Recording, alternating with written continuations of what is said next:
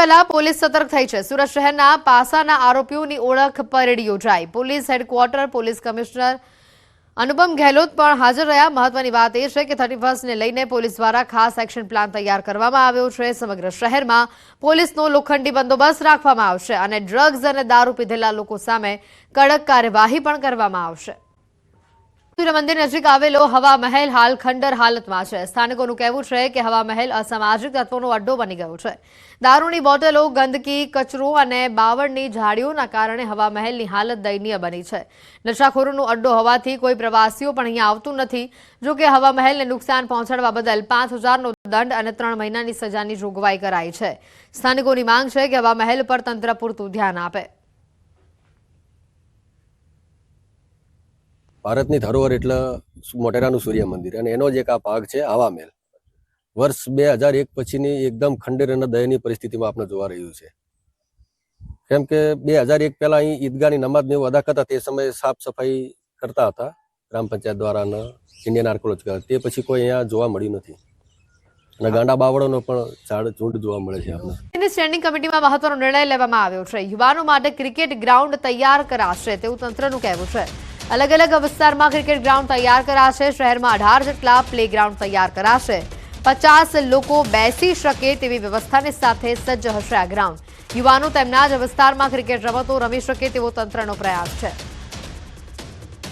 લગભગ મહાનગરની અંદર 6 ઝોનની અંદર 18 જગ્યાએ ક્રિકેટના ગ્રાઉન્ડ અને સ્પોર્ટ્સની એક્ટિવિટી માટેના નક્કી કરી દેવામાં આવ્યા છે।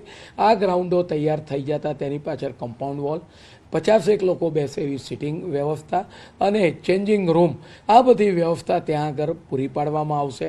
આવનાર સમયગાળામાં 6 થી 7 મહિનાની અંદર આ તમામ ગ્રાઉન્ડો એ તૈયાર થઈ જશે। જિલ્લા કલેક્ટર અને મ્યુનિસિપલ કોર્પોરેશન દ્વારા ગેરકાયદે બાંધકામો ઉપર લાલાંક કરવામાં આવે છે।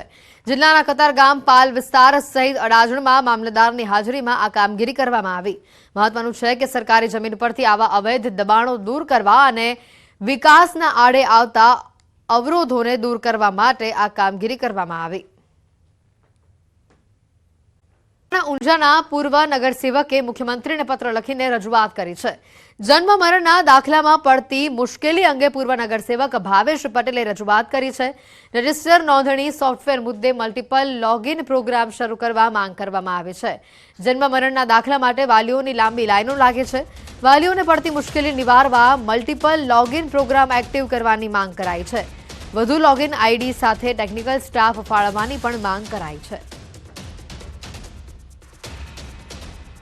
आज रोज मुख्यमंत्री श्री, शहरी सचिव Shri, commissioner municipality administrative Shri, सांसद श्री, धारासभ्य श्री समक्ष रजूआत ईमेलना माध्यमथी मूकी छे के जे वर्तमान सॉफ्टवेर जे छे एना मल्टिपल लॉगिन एटले के एक आईडी पर वधु लोको ऑपरेट करी शके ते माटे तेमज वधु आईडी ऊभा करी टेक्निकल स्टाफ फाळवी आ बाबते समग्र गुजरात राज्यना वालीओना विद्यार्थीओना हितमां तात्कालिक असरथी मागणीओने पूर्ण करी गुजरातने जनताना पड़ती मुश्केलीओ दूर करवा बाबते મોદીના લીરે લીરા ઉડ્યા છે। શૌચાલયમાં દેશી દારૂની મહેફિલ ઝડપાઈ છે। દારૂની મહેફિલ મારતા 2 શખ્સોનો વિડીયો વાયરલ થયો છે। ગેલેક્સી ટોકીઝની સામે જાહેર શૌચાલયમાં 2 લોકો દેશી દારૂની કોથળી પી રહ્યા હતા।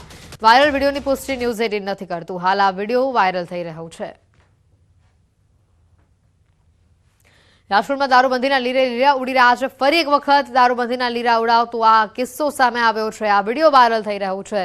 શૌચાલયની અંદર દેશી દારૂની કોથળીઓ જોવા મળી રહી છે। વાયરલ વિડીયોની પુષ્ટિ ન્યૂઝ 18 નથી કરતું।